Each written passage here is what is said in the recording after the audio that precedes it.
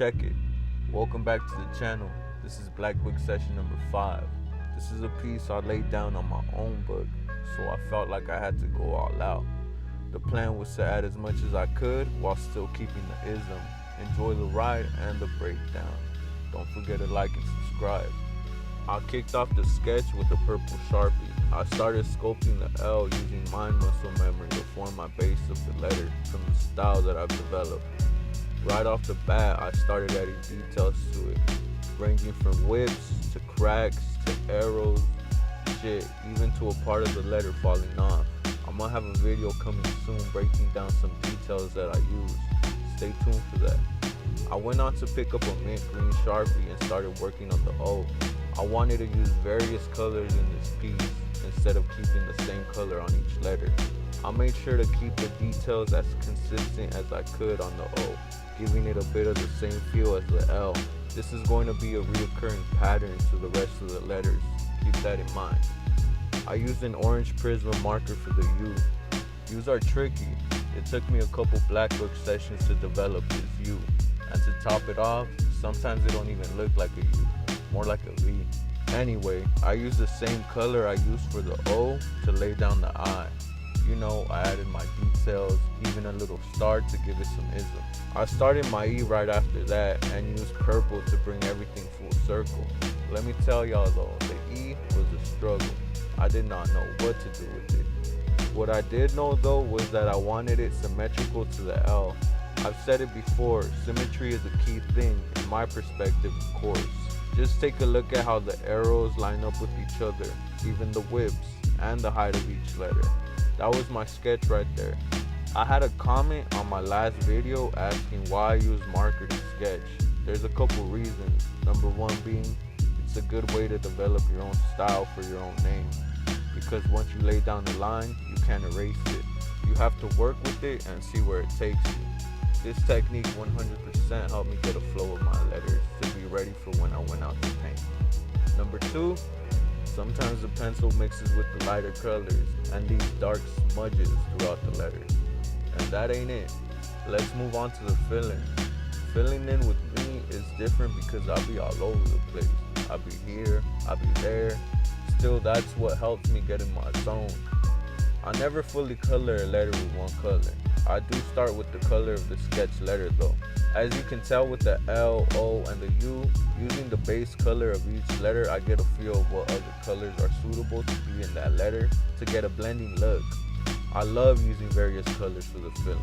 To somewhat make the colors blend, I exaggerate slashes moving on to where I won't be filling in the letter yet. And to fill up more in the negative space of the letters, I use the splat technique. I broke down this technique in Blackbook session number 4, so y'all can go check that out if interested. I'll drop a deep dive into that a little later. I started bringing in other colors at this point, some darker turquoise for the O and the I, burgundy for the L and E, and lightish yellow for the U. I used a Molotov marker for these proportions of the letters since they are paint based, unlike Sharpie and Prisma.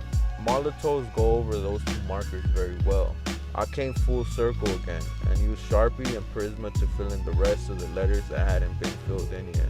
Since Prisma and Sharpie don't go over Molotov, you don't have to be worried if you go over it with these markers. It'll just blend under it. That's the feeling for y'all though. I hope y'all soaked up some game, like a sponge. I used the pink Molotov to outline the L, implementing my cracks and my details. I soon realized that pink might have been the wrong color to choose since the light purple resembled it. There was no contrast.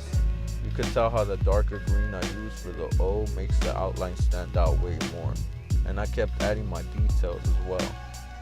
The dark blue I used for the U though, that was a killer combo. You can tell how clean those colors did together. I feel like you can see the details more with this combo. The U was tight though. I was really rocking with how its physique came out. Whenever you're outlining, try your best to remember about the details. Not only that, keep your hands steady and follow your colored letter to your best potential. For the I and E, I reflected the colors I used for the L and O. The E was also looking clean. So for the 3D, I decided to have it going up.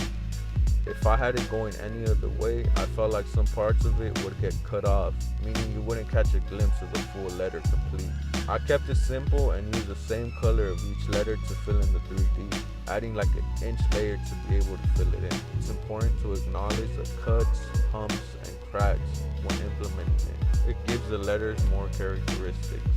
Since I didn't like that there was no contrast between the fill-in and outline on the letters L and I used a purple fine point big marker to add some depth and make it stand out more. Simultaneously, I started working on my background. In retrospect though, I should have just stuck to adding the contrast to the letters. You live and you learn though. I realized I wasn't rocking with the black around the L and E, so I started outlining those letters with a navy blue Molotov, adding bubbles to fill up negative space behind the letters. I chose a purple Molotov to outline the O and I, and I added bubbles with this color as well. I picked up a gray Molotov to outline the U and finish off a portion of the background. I added small bubbles over other bubbles, even over the piece to give it an overlapping look. Adding shine to my letters has to be my favorite part. Something about the white Molotov moving with the rhythm of the letters and making them stand out. It's crazy, yet clean. The shine brings so much effect, making the whips that seem cut off crisp. I added shine to every letter, making some parts thicker with the white to emphasize that the letters are clean. My boy Natser from OCP taught me to always add your shine in the opposite side of your shadow. I'll break that down sooner or later. For my second layer of my background, I decided to get rid of the white and covered that using a chisel tip of a Prisma marker. The chisel tip side gets more coverage throughout the page, so I stroked up and down to get the most out of the marker. I completed half of the page, so I set the black down and let it rest. While I let the marker rest, I added a thin outer outline around the letters, showing where the outline and shadow end. The L, U, and E got a black outline, while the O and I got a white one. Inside the shadow of each letter, I added speed lines flaring up to give it an effect as if the piece was landing from the sky. I used a range of colors to this technique, from pink to black, even turquoise. And I finished up covering the right side of the page, all black. I used a white Molotov to do the splat technique over the piece. I did this very lightly so it wouldn't cover all of the piece, just to give it a glistening effect. I also added some stars. Using a silver Sharpie, I started to experiment and added fine straight lines around the piece, just to see how it would look. I can't front, I was digging it. I felt the top portion of the page was too empty. To fill up that negative space, I decided to add some eyeballs. I showed my boy the finished product, and he told me they look more like 8 balls. I used the white Molotov to get the base of the eye and the black for the outline and shadow. I was trying my best since I hardly ever do something like this, but it was coming out dope. I added some shine to the pupils of the eyes and ended off with the text right in the middle. The eyes have it. A reference to a song by Dilated Pupils. Y'all should go check that out.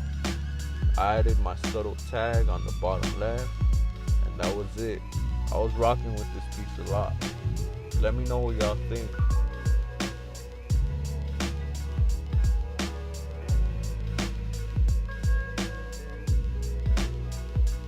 For you up and coming writers, I hope y'all found this video helpful.